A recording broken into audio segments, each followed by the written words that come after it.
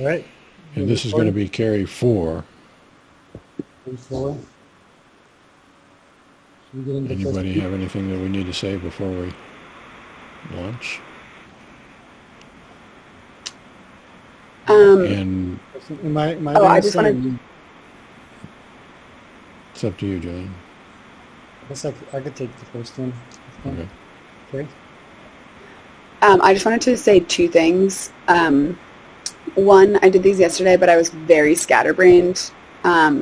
So I missed two beeps and didn't write them down. So the times are a little bit further apart for this one. Okay. Um, That's fine. and It's a beep. That's okay. yeah, and then the other thing that I wanted to clarify, I keep talking about, like I do have a very visual brain, and I keep talking about sort of the visual side of my inner experience, and how those visions are overlaid the scene, and they are, but they're also see-through, and I just wanted to clarify that. So I am processing to a smaller degree the stuff behind it, and I'm more in the vision, but I just wanted to, it's not like my vision is fully blocked and I can't see what's behind it, if that makes sense. But I just wanted to clarify All right. that. Well, let's go moment by moment for this one, and then Okay. we can look into that. Wait, can I just ask one question? When you say you missed two beeps, what do you mean? As in they went off and you didn't even notice it, or like what?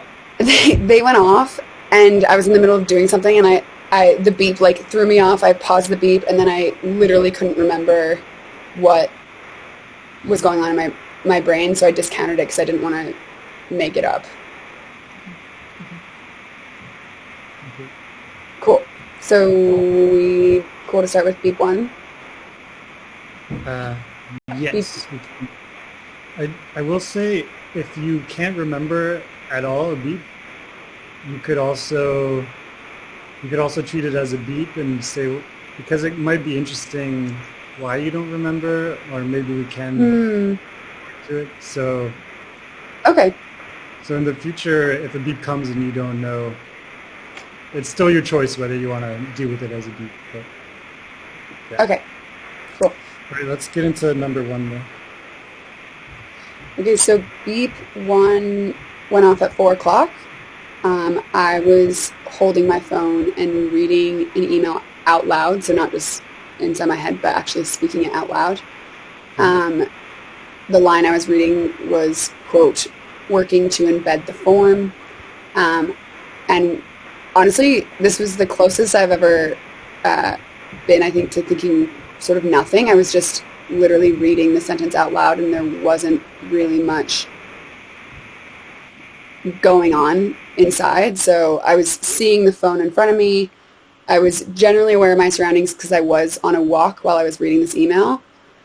So I was walking forward, but there was no visual in my brain that was conjured up. There was no audio because I was speaking out loud.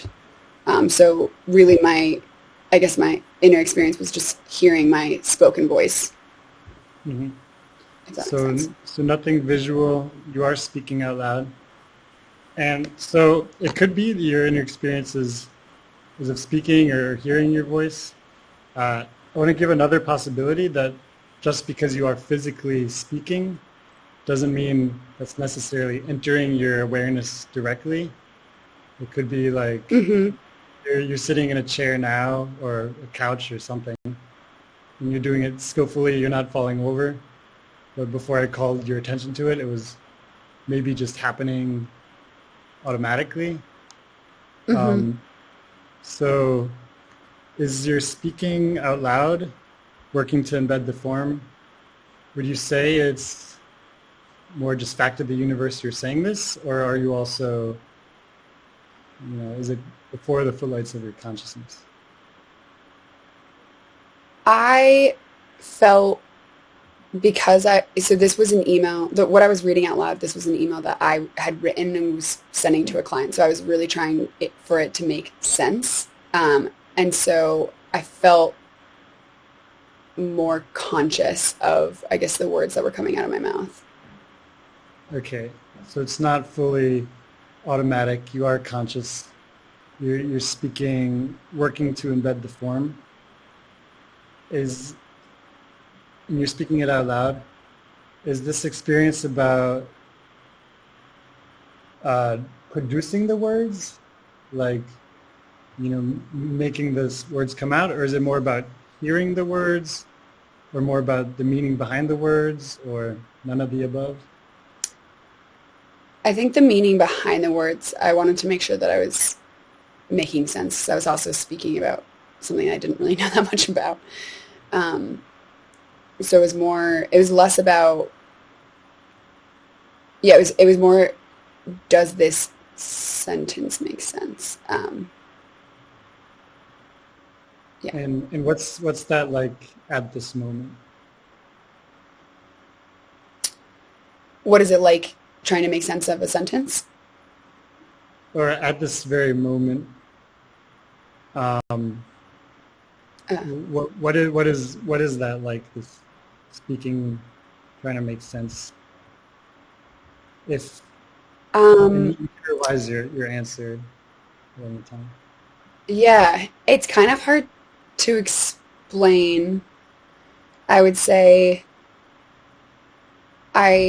when reading out loud, I try to listen to the words as though I don't know anything about the subject. So, but let's stay away from reading out loud in general, and just because it could be that every time it's like that, or it could be different for different times. So yeah, let's stick to like this specific beat. And if you're not sure for this one, that's okay. And maybe on the next days we can see more closely. Right. But do you have an idea of the specific beep, what this experience is like? For this beep, it really felt like a listening exercise. So it felt more like I'm hearing the spoken word. I think we've talked about the distinction between hearing and speaking, and in this instance, it felt more like hearing. So more hearing, working to embed the form. Are you hearing any specific part, or listening closely to any specific thing, or is it more broad, just hearing those words? Really just kind of taking in my own voice. Mm-hmm. Is it taking in order to see that it makes sense, or to see if a word sounds right, or not, anything like that? I think, just trying to make sense of, to ensure that my email made sense. Okay, so you're speaking, working to embed the form, and you're hearing it as you speak it. Is it your normal voice, normal tone and pitch and everything, or is there anything? Yes. Different? Okay. And then besides that, you said there wasn't really much, like you don't have a mental image, you're maybe seeing your phone. Is seeing the phone more background, just like you're sitting in a chair now, like it just happens to be happening, or is it more present to you? I think my broader surroundings were more like the comparison to the chair, because I was on a walk. So I was still walking, but I was not, like I was zeroed in visually on the phone. Because trying to read an email on your phone while walking in, the phone was pretty close to my face. So more zeroed in on the phone. And so it could be that just because the phone is close to your face and you're looking at the email, that could still be background, even though you would say, oh, it's close to my face, so it must be a big part of my experience. That's not necessarily the case, although it could be the case. Do you think here it was a big part of your experience, or maybe not necessarily a big part, but was it part of your experience? I think the words themselves were the most dominant part of the experience, whereas even looking at my phone close up, I wasn't paying attention to like the lower half of it. I wasn't paying attention to the battery life in the top right corner. I wasn't paying attention to how much service I had or anything. I was really, like, the words themselves were the most dominant part of the experience. Okay. So the main thing is speaking out loud, working to embed the form, and hearing that as you speak it. Yes. Does anybody else have questions on this? Russ, I think you're muted. Sorry about that. I'm ready to move on. Yeah. Move on. All right. Next one. Number 2. Okay. Beep 2 was at 4:07. I had a visual of a silver Subaru driving on the road where I was looking, so I was still on the walk, and audio of me asking a question in my own voice. The sentence, would it be an issue to go higher? I think the word higher was when it beeped. So 2 things simultaneously. I'm seeing a silver Subaru, and there's something about the audio. Would it be an issue to go higher? Yes. Equally present to you, one more than the other? Honestly, this question doesn't make sense. 50-50 in terms of, I was focused on the visual, but the audio was tied to that as well. So Right. Equally. Well, let's start with the visual. What do you see?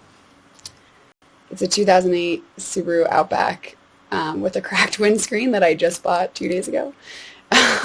It is. It's got smaller tires. It was. So let me interrupt the story here for just a second. So there's 2 things that are at stake here. One is the actual Subaru, and the other is what you saw at the moment of the beep. And so let's start with the part about what you saw at the moment of the beep, regardless of whether it conforms to what is or isn't the actual Subaru. Okay. So for example, the actual Subaru has a cracked window, but that doesn't necessarily mean that you see that at the moment of the beep. Maybe it's going driving in the other direction or whatever. So the question is, what do you see? At the moment of the beep, I'm seeing the Subaru driving on the road. So slight movement to it. Right to left, left to right, going towards you, going away from you? It's coming towards me, I guess technically speaking, kind of. So I was on the right side of the road, so sort of from right to left on my left side. So it's sort of at an angle coming? Yeah, I was at an angle. Yeah. Okay. And are you, when you say I'm on the road, do you mean I'm physically on the road at this particular moment, or do I see myself on the road as well? I'm on the sidewalk. I'm not part of it. In real life or in real life, sorry. In real life, I'm on the sidewalk. So in the real life, I'm on the sidewalk. Yes. On the right-hand side of the road. Mm-hmm. Okay. And then I see a Subaru on its right-hand side of the road, but it's coming towards me. Okay. And it's in motion. Yep. Okay. And tell me anything more about what it is that you see, regardless of where you actually are.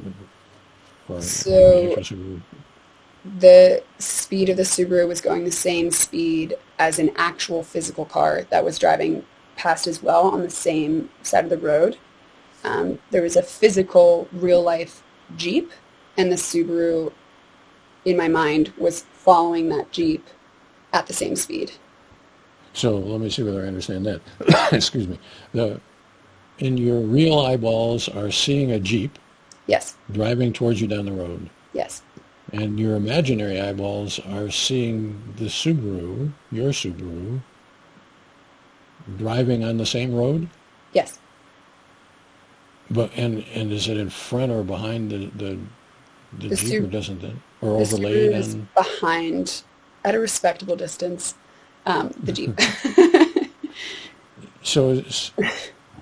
So there's 2 different scenes, I understand, 2 different scenes going on here. One real of a real Jeep, and one imaginary of an an existing Subaru, but the Subaru isn't there on your real eyeballs. Yes. Got that right? And does it seem like you're seeing traffic coming at you? One of the traffic is a real Jeep and the other is an imaginary Subaru?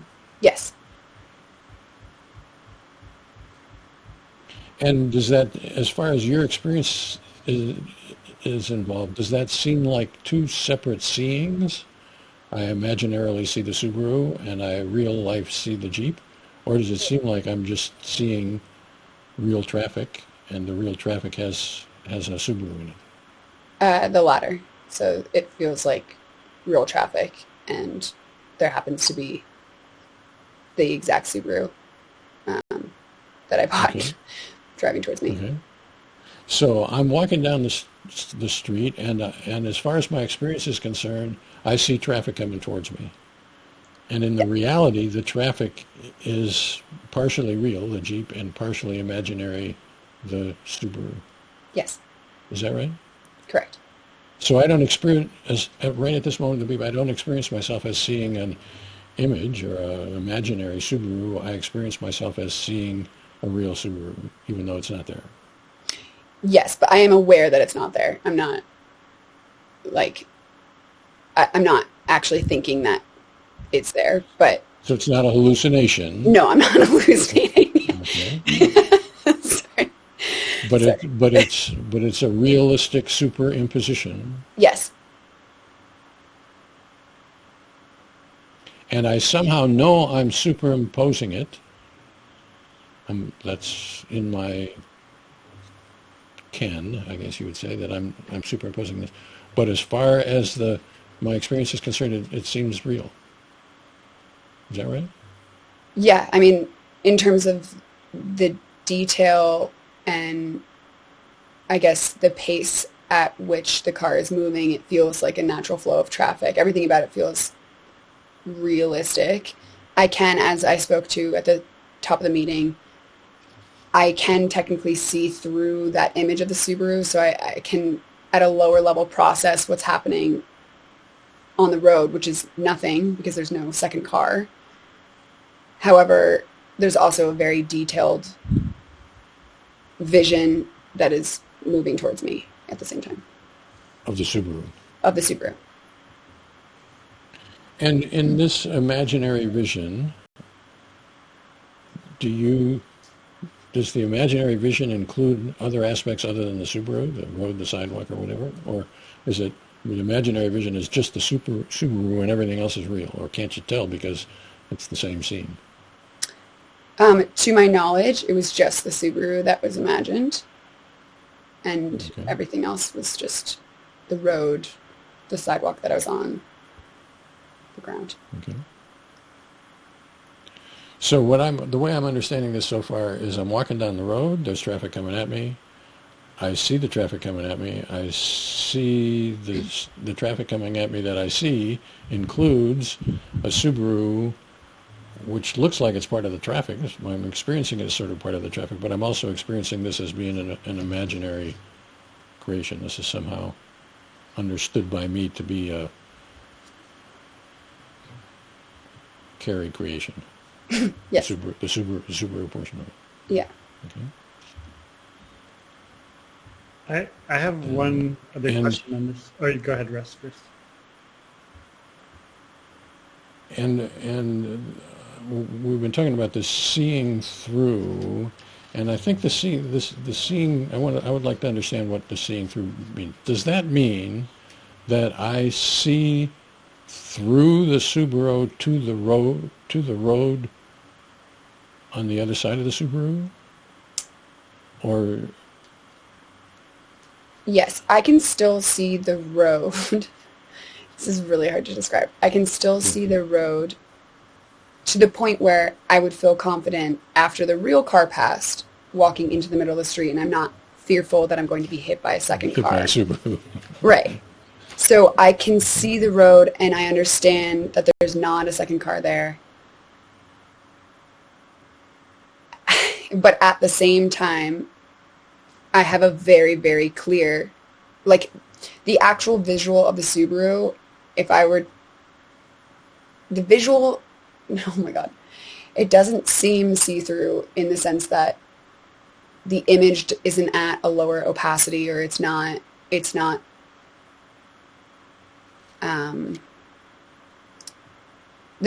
image of the Subaru seems very bright and sort of like a normal photograph, but I'm still aware that it's not real and therefore processing the stuff behind it.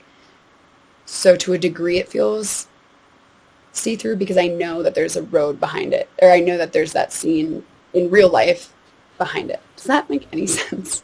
So let me give a little lecture here on seeing in imagination or whatever, which might help things out here. So in common parlance, it is people say I'm seeing an image, but the actual fact of the matter is, at least in the world according to Hurlburt, that's not really true.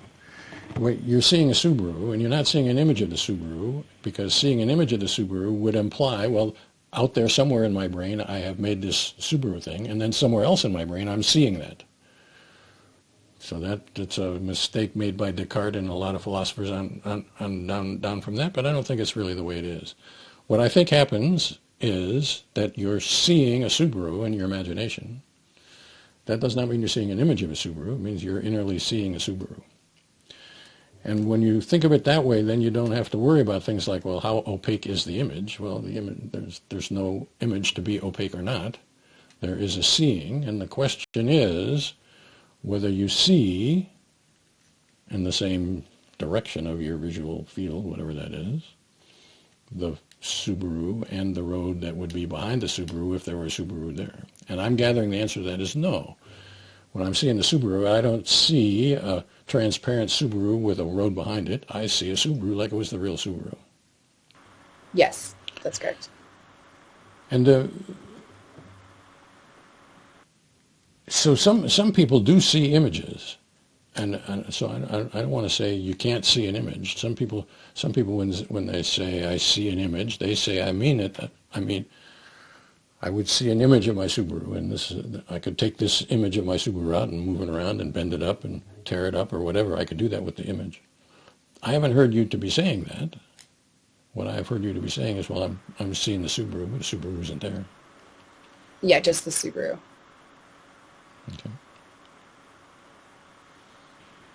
Okay. That does make sense, and I feel a little bit less crazy now. It's a common, I think, common misconception, and it makes explaining things like you're explaining difficult if you buy that, if you buy into that misconception. But almost everybody does. Okay, I'm done with my questioning about this. And Julian had a question. I have one more question. So you're seeing the Subaru, and it's not like a lower opacity or anything. And you also mentioned seeing what would be behind or under the Subaru, like the road or the street or whatever.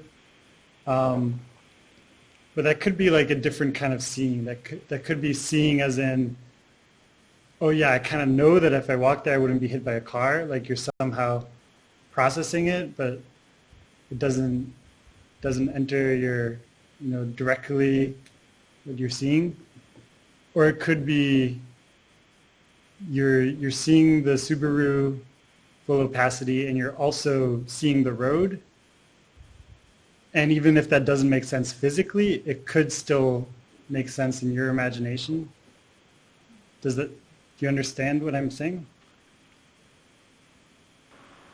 Are you asking at what level I was processing the road, or at what level I was...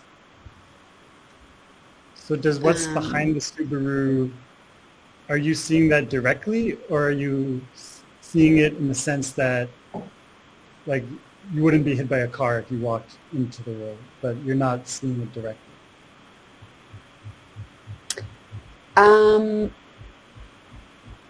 I would say I think I'm seeing it directly.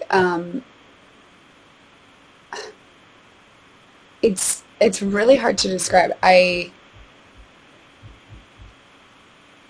I see it to the point, where I know I'm not going to get hit by a car if I walk in the middle of the road. I see it in that I could paint you a picture of it right now. But I am more, I would say, immersed in the detail of the Subaru than I am the potential cracks in the road or the way the road turns or something. More about the Subaru. I would say more of the Subaru, but I am aware that the Subaru, I'm aware of what's going on behind the Subaru. Okay. Can I ask a question? Sure. I feel like this might be hard to answer, but my question is, you keep saying that you know the Subaru is not there in real life. How do you know that? If you're seeing it so clearly and it's part of, like, what, is there a differentiation? Like, how is that experienced? You're very sure of that. How?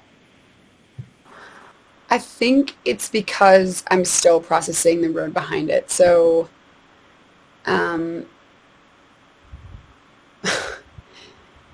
it feels like I have a lot of visual overlays, but imagine looking at your hand and still being able to see what's behind it. So in real life, I can't do that. If my hand is here, I can't see you right now.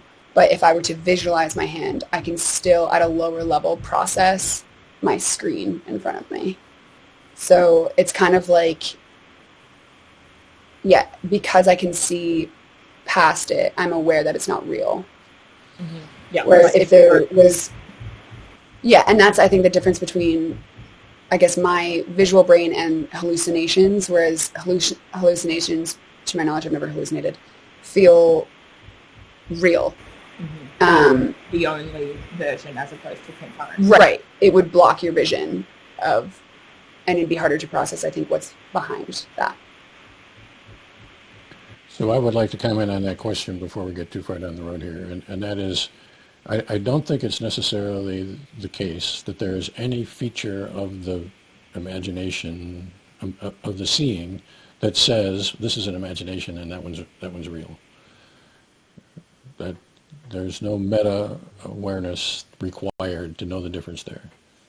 I think people know when they're imagining, some people, and know that that's a real thing, and that's just the way it is. There's no feature of the seeing that is necessary to tell the difference. That's very interesting to me. Well, I need to say something technical before we go on. I got an issue warning that Mel's browser is preventing recording. So it's saying that maybe if you refresh the page, Mel, or if you have ad blockers, or maybe ad blockers, maybe. Okay.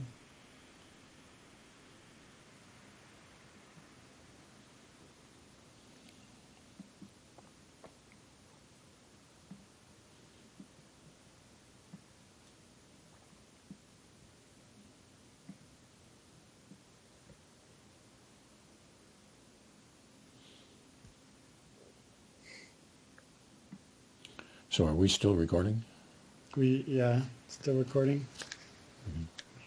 I have a record symbol next to my name on the right side, so I think we are.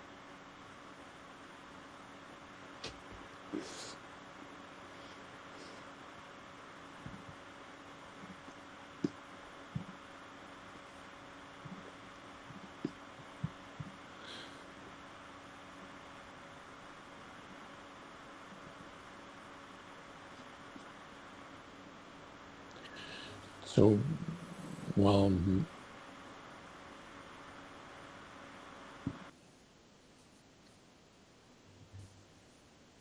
So you're back. Should be good. I'm not getting warning. No, so you can keep and going. I'm getting the red dot in the upper corner that says that she's being recorded too. So Yeah.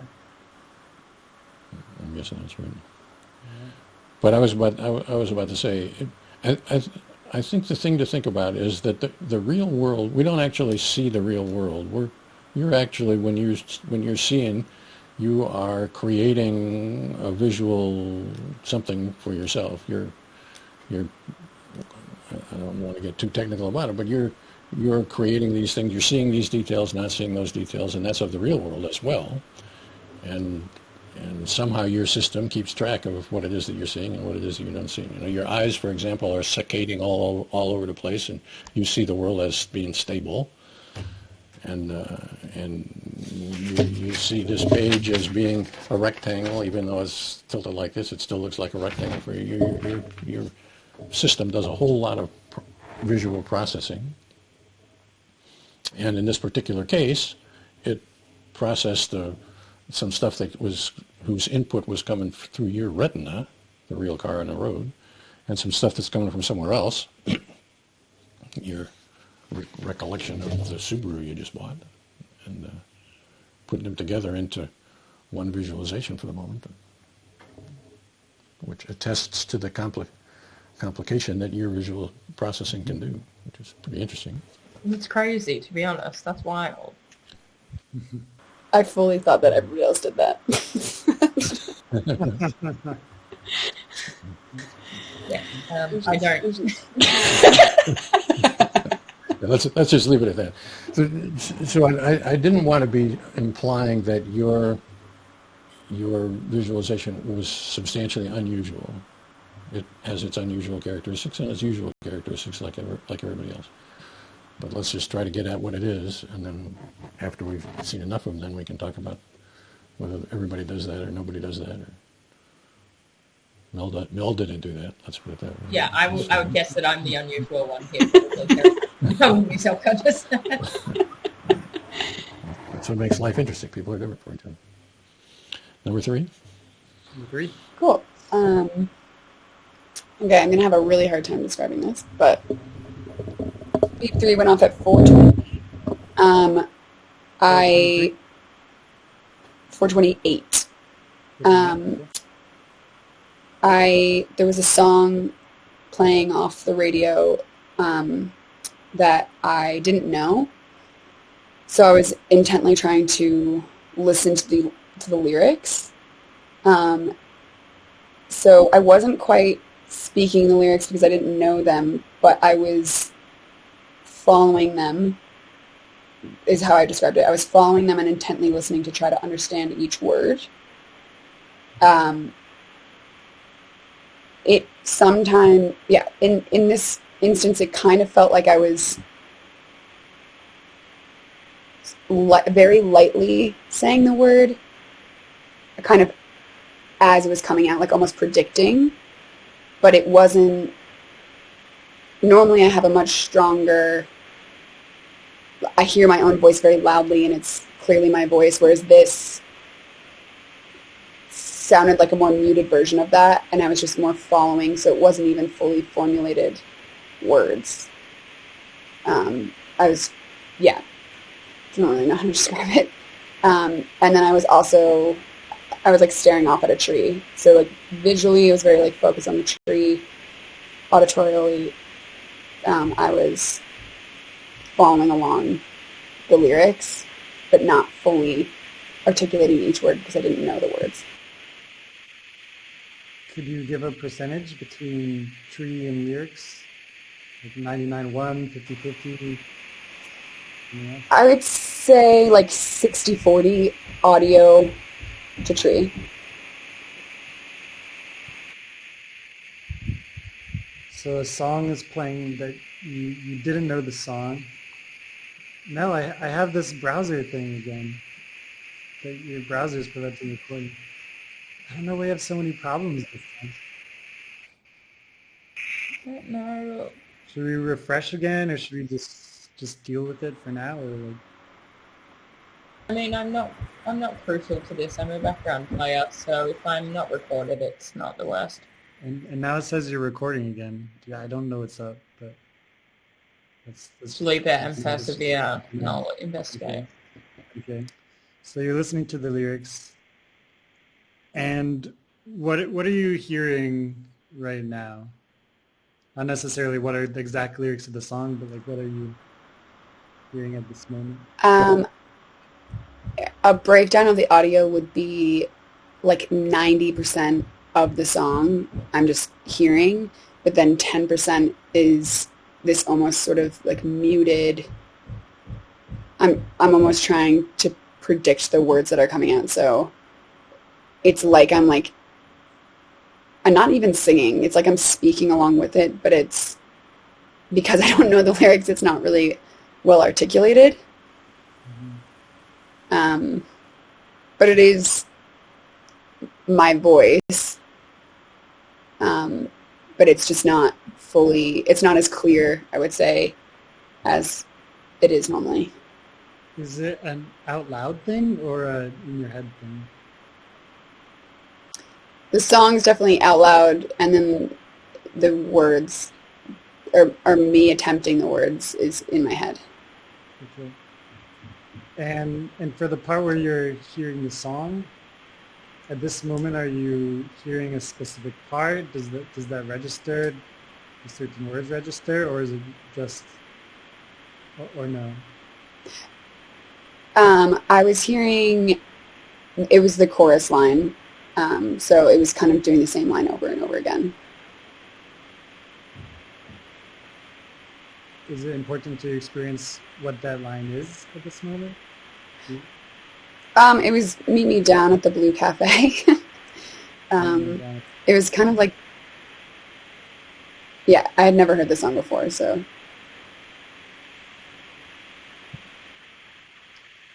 Would you say you're listening to something specific, like just the words, or the words and the melody, or the words and the melody and the background music and the drums, or it was more general? No, I think I was focused actually mainly on the words, and then sort of the overall style. Like it was kind of, it sounded like there were maracas in the background, so I was trying to work out what kind of genre this would be in. So it was in the moment, I couldn't even sing you the melody. It was more so like the style and the instruments involved and the words were what I was focused on. Okay. But maybe I asked a question that got us too broad, because you didn't Okay. mention style until now. So maybe my question got us, like maybe at a different, maybe like 2 seconds before you were trying to figure out the style. Or maybe it was here, but you just didn't mention it to now. But would you say here it's more in the words or the style, or both? Or? The words more than anything, for sure. Okay. Yeah. You're more the words.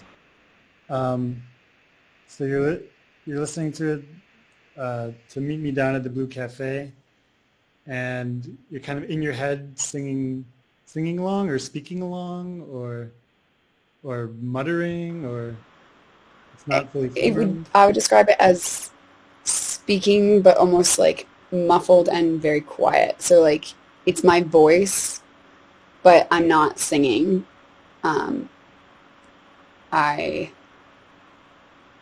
It's purely me figuring out the words. Okay. So your voice, muffled speaking, figuring out the words. And can you hear that? At least inwardly hear that?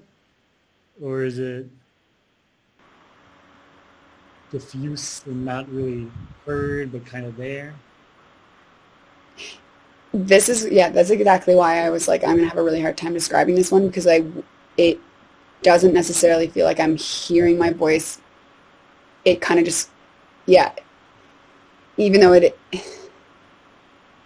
it's still there, it doesn't feel like it normally feels. So you describing it as like, it's just sort of there is kind of, I would say, accurate. But I'm having a hard time describing the difference between this and my normal inner monologue. Yeah, because it could be muffled and quiet, as if it's your actual voice, just quiet and more muffled.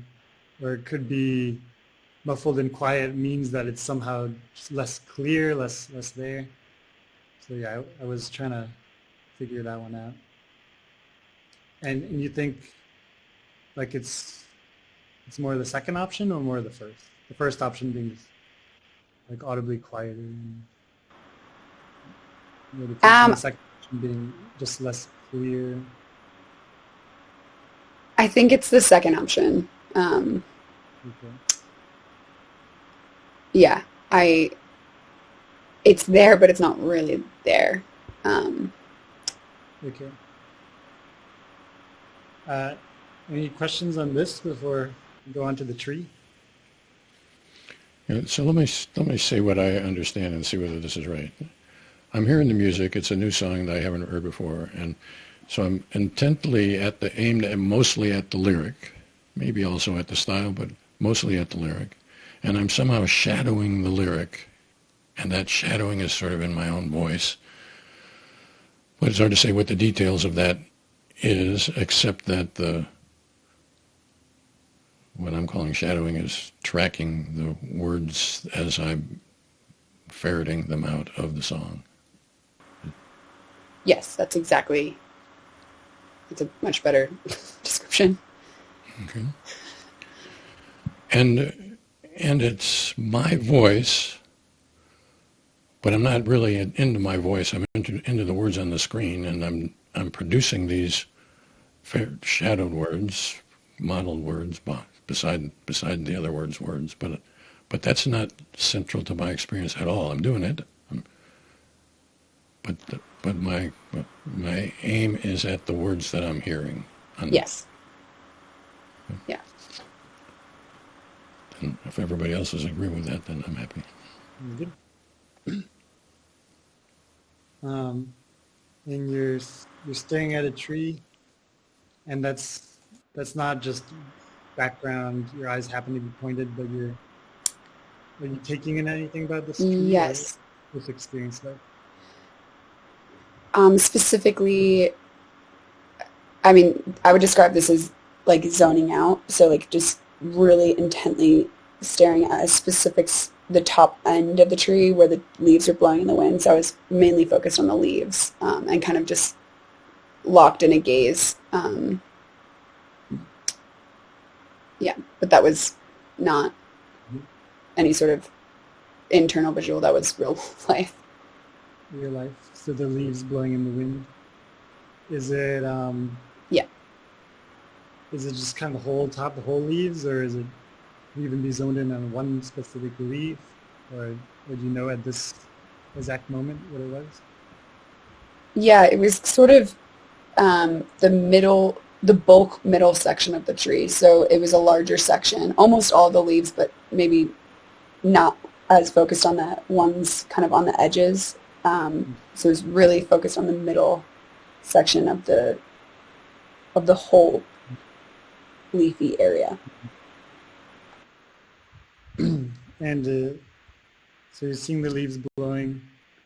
Is it more about the motion of the leaves or the color, or is everything just all together? The motion, just it was a birch tree, and I just really like the way the leaves move on birch trees. So mainly the motion in the wind, and then I would also say color would be maybe secondary, just because it was like the sun was kind of starting to set or starting to go down, so the colors were pretty as well.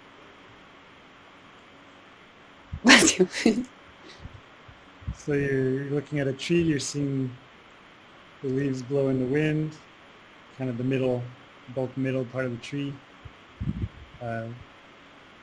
birch tree. Is there anything specific about how the leaves are moving, or just that it's... They kind of remind me of like disco ball squares, how like they sort of twinkle. So I just like get really mesmerized by that. They're almost like a slightly square shape in my mind. So I think that's why I get like entranced by them sometimes. So kind of twinklish. But I get it that at this moment you're not like thinking of disco balls too, but this is kind of just your way of describing them now. Here you're just really looking at the leaves, Bill. Yeah, no, actually, there's no disco ball visual. It just kind of like reminds me of that, I guess. Way to describe it.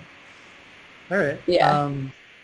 So I'm clear on this. Any questions on this part, or just in general? I'm good. All right. On to number 4. It is 10:57 my time, so we're at this. We had a lot of tech difficulties. We had some issues. People have time and energy to keep going. My meeting got canceled, so I'm flexible on time. Okay, number 4. Okay. Cool. Yeah, so I think I missed a beep in between these, but beep 4 was at 5:23 p.m. I think I said before that was the closest I've ever thought to nothing, but I actually think that this is the closest I've ever thought to nothing. I was reading code, and I'm not a coder, and so it meant literally nothing, and I wasn't thinking anything. It meant nothing to me. I didn't know what I was looking at, so there weren't thoughts to formulate any sort of meaning. I said very visually focused on the right side of the screen, which is where the code was located. Yeah. So at the moment of the beep, I am seeing code, and I'm understanding that is, I see it, but I'm not reading it. I'm not reading what it says, let X do Y or whatever. I'm just seeing it. Yeah, I'm literally just seeing it. There's no, I'm not, when I read normally, I say the words in my head, but this, because there was no meaning to derive or no words really, there was nothing going on in my head. And yet I'm looking at it. I'm looking at it, and seeing it. So it's not just, well, this is a question. Are my eyes just looking at it and I'm not processing it at all? I'm not even seeing it at all? Or am I seeing it? I'm just not processing it. I think the latter. I'm seeing it, but I'm not processing what anything means. The closest, I guess the most I would have processed is that certain sections of the code were highlighted in different colors. So my eyes were skimming that. So the bulk of it was in navy blue. There were a couple of red sections and then like yellow highlighted sections, but apart from that, that was like the closest thing to me deriving any sort of thought. So does it seem like it's more I'm seeing this patch of code and not processing it all? Or does it seem like I'm sort of drawn to the yellow and the red and the green of the code colors? I think I was drawn to the colors, so I was hoping it would, like my eyes naturally went there, hoping that I could understand something, but it didn't help. So I was seeing and nothing was coming. So in the previous beep, you were seeing the trees, and we didn't make us maybe as explicit as we could have, but I understood you to be saying I was sort of drawn, 40% of my experience or whatever, drawn to the twinkliness of the leaves. So it wasn't so much that I was seeing the trees, it was more I was into the twinkly display that the trees were making. Is that right? Was my understanding of that beep correct? Yes. Okay. Yeah. And so now I have the same question here. It's not so much that I'm seeing the code, but I'm seeing the red and the green and the yellow parts of the code. Yes, I think that's an accurate way to describe what I'm seeing. And so, under that understanding, it would be, my interest for whatever reason is in the colors of the code rather than in the code. Yes. Okay. And then I would say I'm happy with that description. And I would also say that things like the twinkling of the leaves and the colors of the code count as inner experience as I define it, and every bit as much as inner speech or seeing an image of a Subaru or whatever. That's of all the things that you could have been doing at that particular moment, it seems, you were interested in the red and the green and the yellow of the code. Mm. Yeah, correct. And it turns out, actually, across a lot of people, that a lot of people are interested in things like colors and shapes and whatever, have nothing to do with anything, and there's no reason that you should have been interested in the green or the red but for some reason the colors attract me. The twinkling of the leaves attract me. That's the phenomenon I call sensory awareness, but it is something which occurs sort of frequently, actually, for a lot of people. And a lot of people, like you have here, sort of discount it and say, well, that doesn't count. He couldn't possibly have been interested in that. And yet that, if that's what is the center of your experience, which is what it seems it is, then that's what is the center of your experience, and that's what we're interested in. Yeah. This is slowly making more sense to me, so... And I would say it takes time. I'm not in the slightest criticizing Kerry for not having told us about this. I've actually written a paper about the sensory awareness, and in that paper I say, people don't usually tell us about that on the first or second or third or whatever day, and it takes a while for them. Happened with Mel too, I think, actually, if I'm not mistaken about that. So it's a common occurrence. But I'm happy with that. Cool. Do we want to do the fifth one, or are we... Yeah? Wait, sorry, I was muted, but I have one other question on this. Yeah. This experience. So the code means nothing. You're just not understanding the code. But is that like there's no experience at all about the code and its meaning, or are you like trying to figure it out but it's not meaning anything? Or are you thinking like, gosh, I don't understand this? Or yeah, it wasn't, I think normally I'm kind of, I hear my voice thinking through things, and because I literally had no understanding whatsoever, there was no thought, like I wasn't criticizing myself for not knowing. I wasn't, there was literally nothing going on. Okay. Which is very, very rare for me. So in my understanding of that, it's not that there's nothing going on, it's that there's pretty colors going on.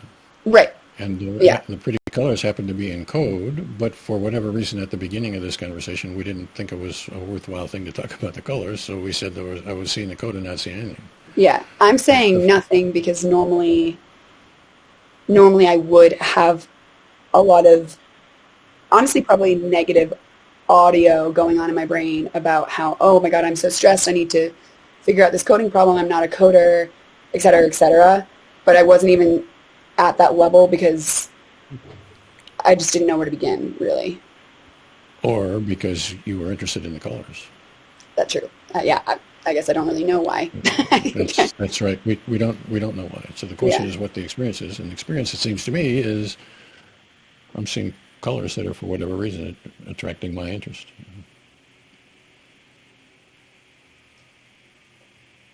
Does that answer your question, Julian? Yeah, absolutely. Yeah. Cool. Number five. Number five or was five. I think we're at 5. This was at 5:49. I was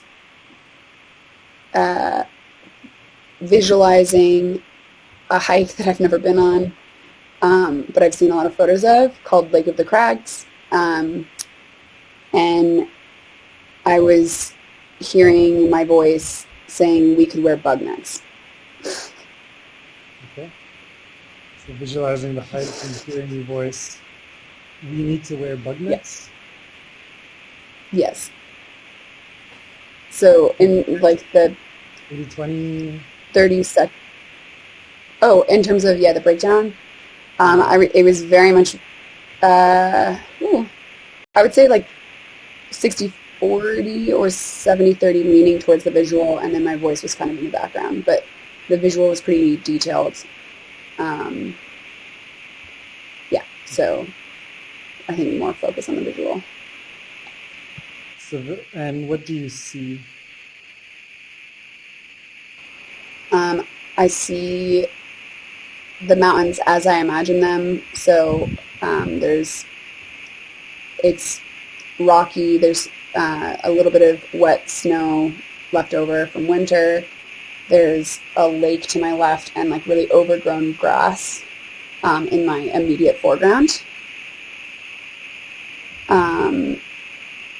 And kind of less in focus. Like the overgrown grass was like the most in focus, and then a little bit less in focus to my right was a couple of like tents. Because I'm planning a camping trip there, so it was kind of like an imagined future estate, even though I've never been to this place before.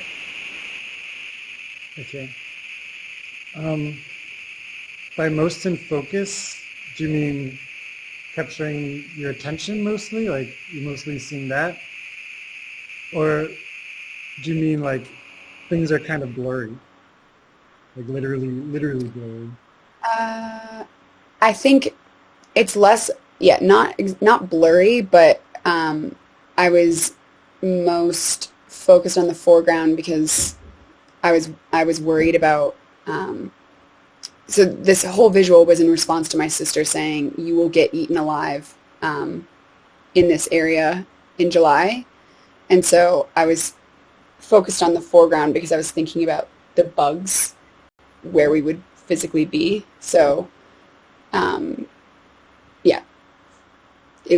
it's not blurry, but my attention within the visual was because of the concern of the bugs in the immediate grassy section. Okay. Is that part of the visual? Are you seeing bugs, or is it not? Really, no bugs, but you're seeing the overgrown grass, and then there are mountains in the background that are rocky, have wet snow in them. To the right are some tents, but the attention or the focus is more on the overgrown grass. There's a lake to the left. Yeah. And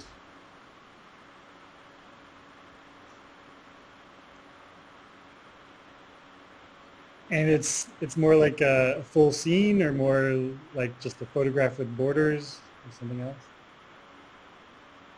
This was, I would say, like the most expansive, or like the largest scene that I think I've visualized since starting this.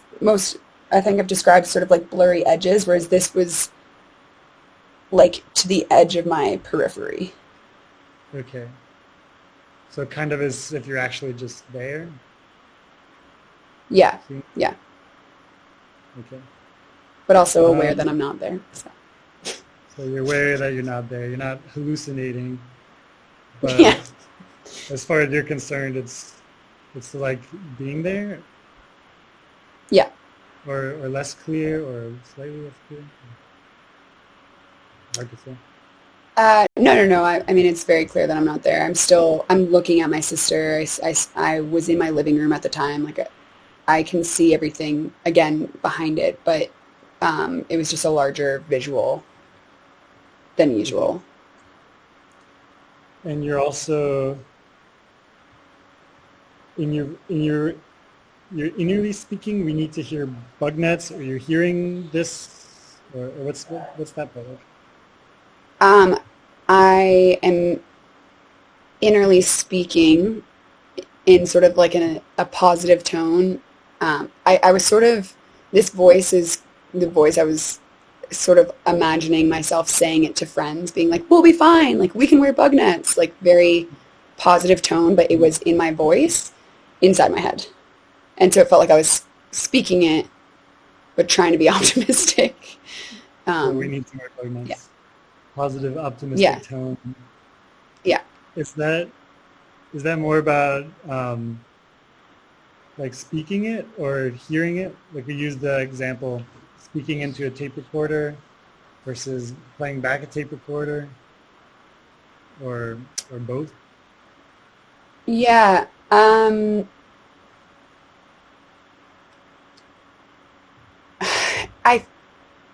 It's hard to say. The way I'll describe it, like with this audio, it was almost as though I was preparing to convince people to still go on this hike. And to a degree, it feels more like hearing, because it was like, oh, I can say this. Like, it was almost like that's an idea that I can say, or that's something I can say.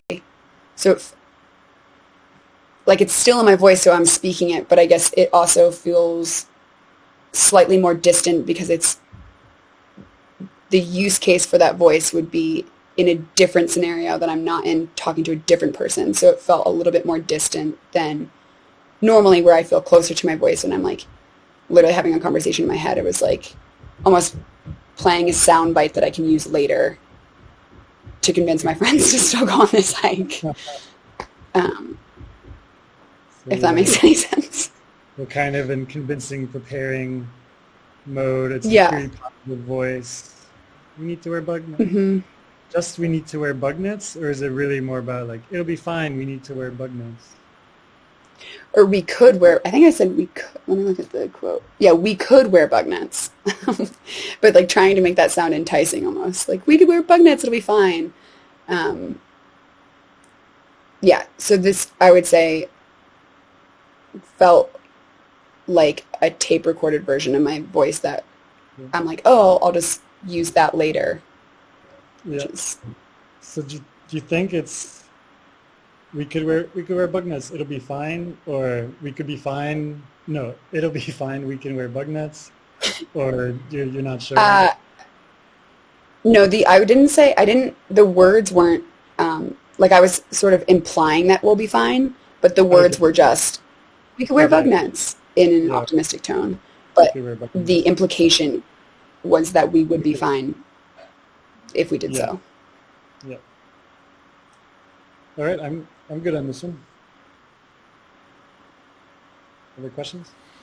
Me too. Yeah. Sweet. I'm good. And we're now an hour and 15 minutes We're in. at time.